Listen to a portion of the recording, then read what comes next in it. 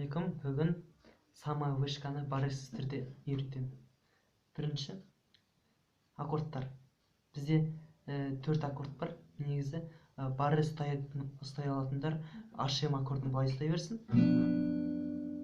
Барыс ұстай алмайтындар болса, бірінші саусақ екінші лад бірінші струна, екінші саусағымыз үшінші лад екінші струна, ал үшінші саусағымыз үшінші лад төртінші струна, ал кішкентай саусақ сол төртінші ладтағы үшінші струнаны ұстаймыз. Сонда былай HM аккорды. Екінші аккорд бізде G аккорды. Яғни бірінші саусағымыз екінші лад, екінші ладтағы бесінші струна, екінші саусағымыз үшінші ладтың алтыншы струнасы, ал кішкентай саусақ бірінші струна үшінші лад. Үшінші аккорд EM аккорды. Екі мен үшінші саусағымыз екінші ладтағы төртінші және бесінші струналарды. EM аккорды. Және соңғы аккорд бізде А аккорды.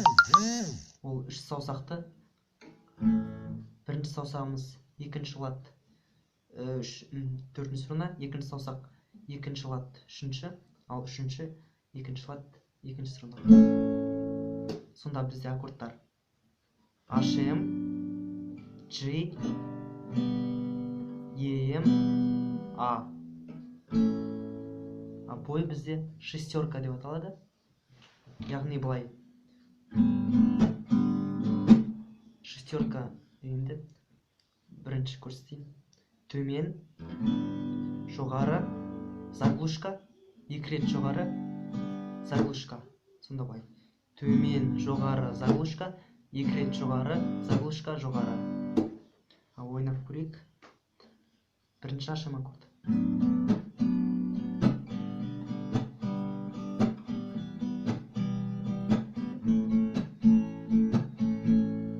Осылай ойналады. Сонда былай.